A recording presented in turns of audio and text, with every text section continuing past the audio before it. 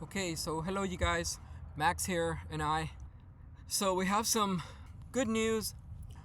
We think they found us an apartment that is subsidized. I'm in this program called VI SPDAT, Rapid Rehousing. It's for people who have this special health condition. So this rapid rehousing, I guess I can call her sort of a caseworker. She notified me a couple of days ago that I was selected. It's a hotel that has been converted into apartment of subsidized living. I believe the entire building is for subsidized rentals or Section 8. So it's in a very, very nice area. So this is the new apartment that I will hopefully be in. And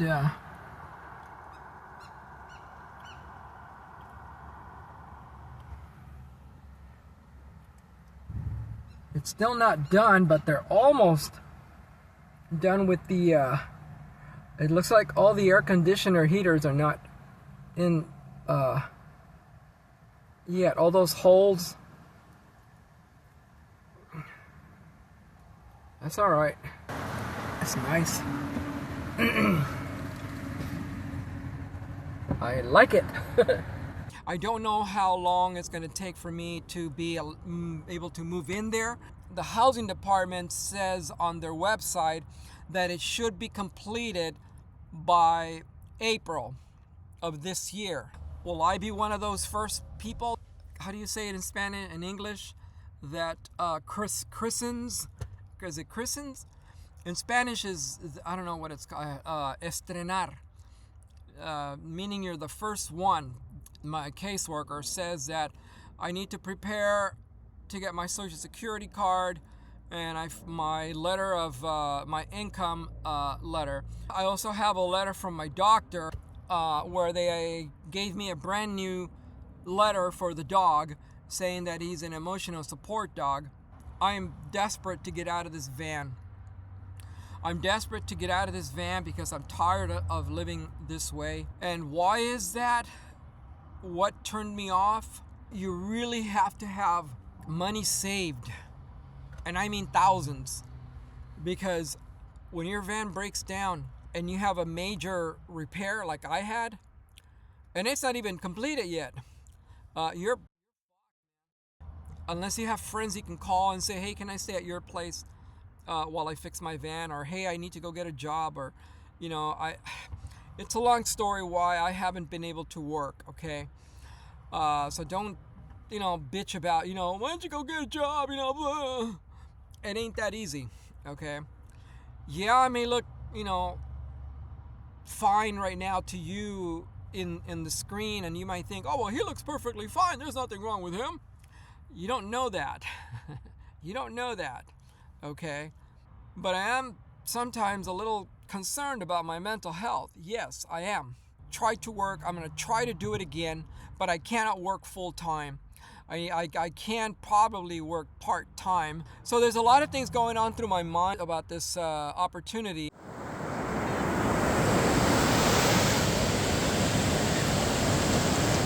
Now we're going to play guitar.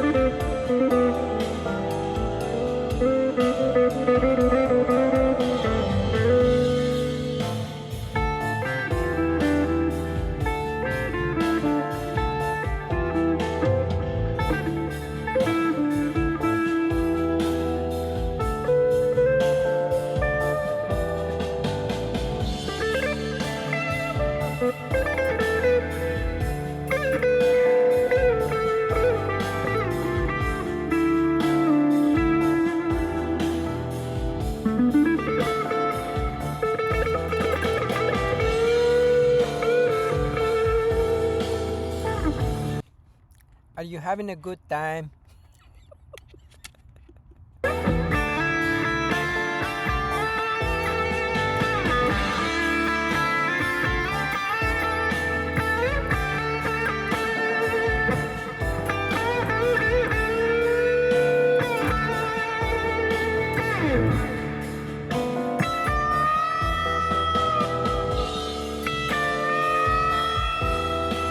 Okay, that's enough.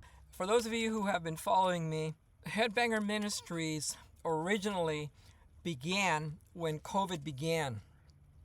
The whole purpose of Headbanger Ministries, according to me, Damien, and for those of you who don't know who Damien is, Damien was my stage name that I used when I was pursuing a heavy metal music career many years ago at the height of the Hollywood metal scene. When COVID happened, I somehow got involved with eschatology. Eschatology is the study of prophecy. I dove into it tremendously. I thought I was going to save the heavy metal people who are into black metal, with pentagrams and goats on stage and the whole shebang, and then I saw the fans all going, like, and I'm like, I stood there, when I had an apartment back then, and I was shocked. I was like, do these people know what the hell they're praising and following? They have a clue that they're literally like cheering on for Satan? So I had lost all my desire to play music. I said, God, let me use my music for your glory. That's how I began picking up my music again. People have condemned me, saying that my music is of the devil. Really? Yeah, many people condemn me for it. There's a song called Judgment Day, and I got banned on Facebook on a supposed Christian metal page because they said, "Oh, what are you catering to?" Oh. The following is a recording of the Judgment Day.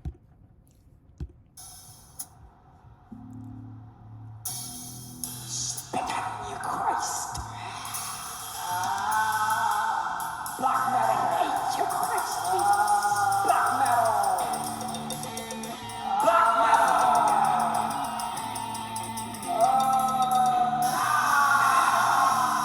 Follow my will. Spit at silence. Nail before the Lamb of God. Pornography. Spit at you, Christ. Hate you, I hate you.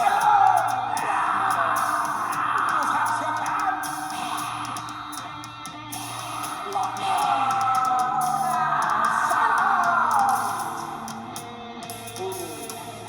And the book of Romans, Santeria, called the book of life, witchcraft, and whose other's name, Satanism, was not found in the book of life.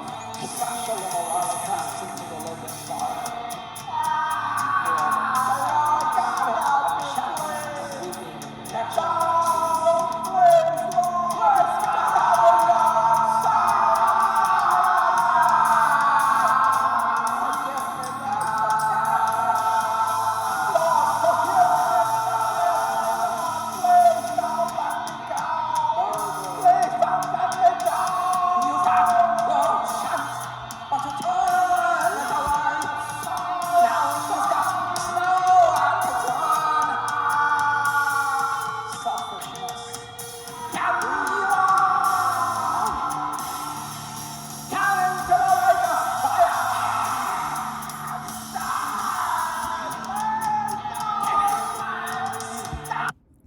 Yeah, so I was banned because of that video, and if you listen to it, it has to do with the black arts, and those of you who practice black arts, technically you'll be cast into the lake of fire for following the black arts, Satanism, Santeria, Palo Mayombe, And the list goes on and on and on and on.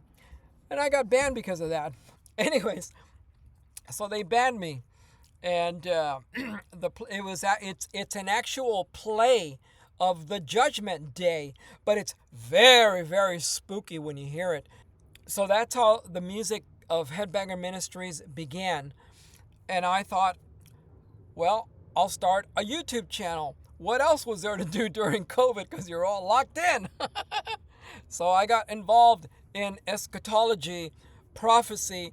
What is all this vaccine? What is all this Noah Yuval Harari? What is this conspiracy theories? What is all this transhumanism? What is all this?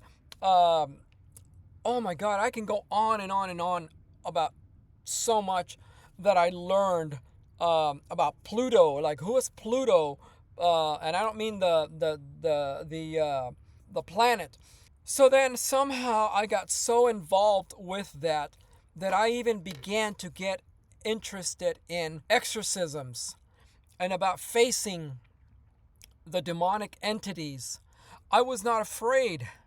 I had that desire to confront demons and possibly even cast them out. That's how strong my faith was back then. Things have changed a lot since then.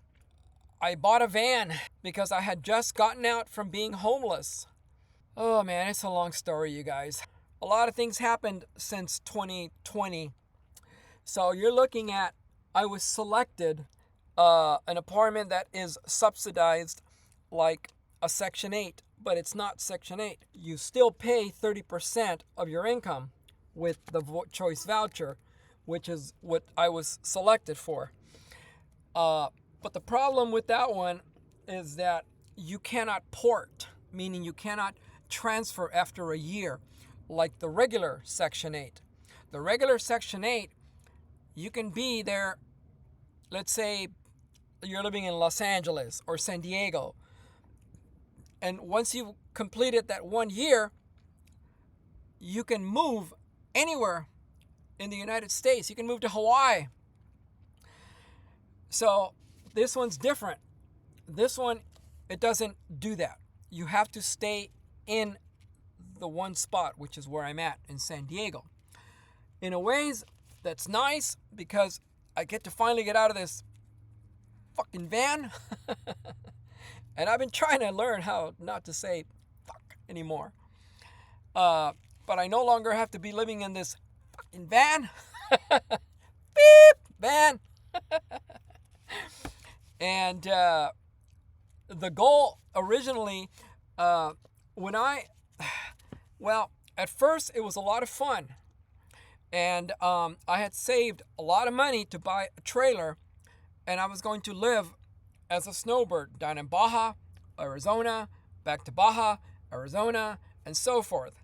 And I was going to convert the trailer into a mobile recording studio and rehearsal studios for Headbanger Ministries and other ideas I had to do YouTube videos on. So then after that, what happened is that my van broke down. And that was a mother of an expense. So all that money I had saved for a trailer went bye-bye. And that was the worst thing that could have ever happened to me. So people who glorify van living are full of it. Unless you have thousands of dollars saved up, if your transmission breaks, you better have several $1,000s. And I don't mean one or two or even three. If your engine breaks, that's a whole other thing. And I don't mean like your alternator or your I mean some serious breakdown. You better have $3,000, $4,000, $5,000, man, because you're gonna feel the party over real fast. And once you feel that, like it's what I felt and what happened to me, you're going to be miserable. Because if you don't have any friends to call, family that you can stay with while you're fixing your van or go get a job, part-time, whatever, till you fix the van, you're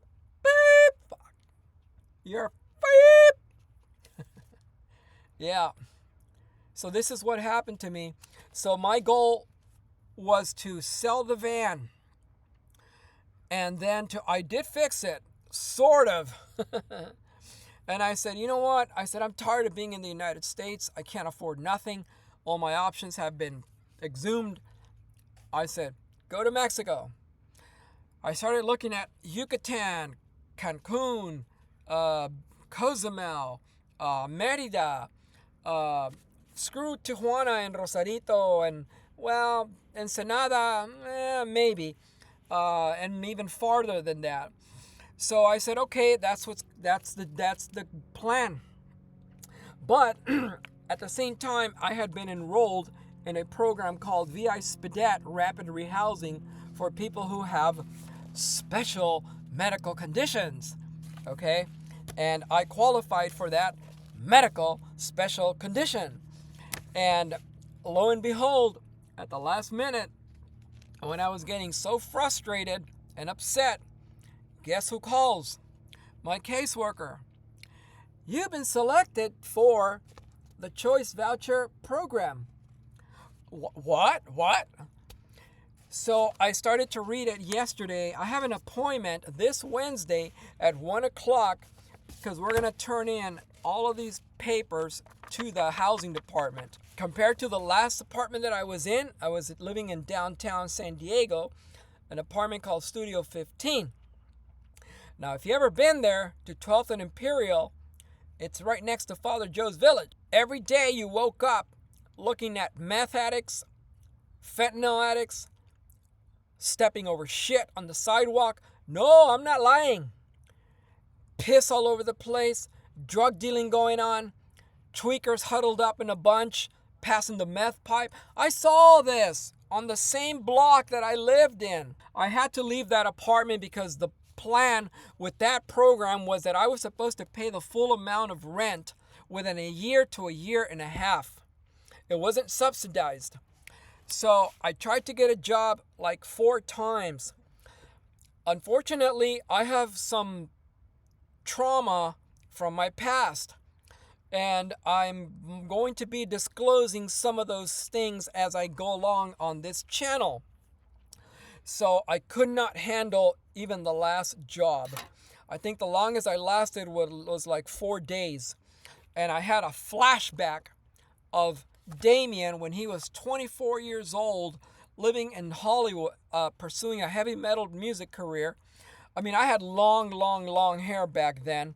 I worked as a cashier at a Chevron gas station. It was wonderful. I loved it. I had so many acquaintances and people, that knew me. And I was pursuing a heavy metal music career. Well, unfortunately, something happened after the, how do I say it, man? Good God. Later, things happened when I was 24 years old, and I transitioned into another person, okay? If you stick around, you'll know what I'm talking about. So I became another person. I'll just leave it at that. When I left that person 10 years ago when my father died, I went back to who I am now. But unfortunately, I didn't know that I was going to be living with trauma. Okay, I haven't recuperated. My family has abandoned me. It's a big, long mess, which I will be disclosing, and I'll be starting another YouTube channel just dedicated on that, my autobiography of that other person. I don't want to say what it is right now, okay? I don't want to turn you off. But it's so extensive that I'm even writing or started to write an autobiography, okay? That's how intense it is. And it goes very, very deep into substance abuse. I'll leave the rest to your imagination. I could not stay with the job. I had to see therapists. I tried so many antidepressants. Nothing worked. So I ended up living where you see now in my van, okay? So then that's when I said, okay, we'll buy a trailer then. Go live in a trailer and blah, blah, blah. So I saved up all this money. And then the van broke down and there went all that money. And now I was left is the van. So I said, well, what's the plan now? Okay, we'll sell the van and go to Mexico. You can live very nicely there with the income that I have. Okay. So then all of a sudden, when I had to leave the other apartment, my caseworker said, hey, why don't you get in the VI Spadat Rapid Rehousing? I said, all right, well, whatever. And I didn't expect to be called. I said, it's already been since October, and here it is March.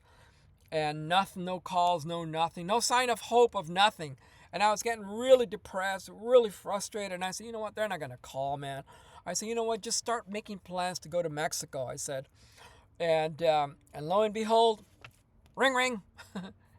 Hey, this is your caseworker, Stephanie. Guess what? What? So we've been filling out these documents, and we have an appointment to this very nice apartment. It's not a one bedroom, but that's all right. It's a large single with your own kitchenette and your own big bathroom. Beautiful, beautiful, humongous window. Very nice. So that's where I'm at now. And I will be doing a lot of documentaries on what Headbanger Ministries channel is all about. Originally, it was supposed to be about Damien saving the black metalheads. Okay, that was the whole thing at first. And the study of eschatology. Well, it still is going to be somewhat, like that. But it's also going to be discussing a lot of discussions on, like, the Vatican, hypocrisy of certain Christianity people. For example, my brother. Okay. Or aliens, the Antarctica, what's underneath that Antarctica, and providing a lot of evidences of what's going on there. And of course, music. The music is all doom, what I call progressive doom apocalyptic metal, because it all revolves around what I call the revelation. The revelation is the revelation of Christ, the coming of Christ. Okay? So that's what Headbanger Ministries is about. Okay, I don't know what else to talk about. I may want my piece.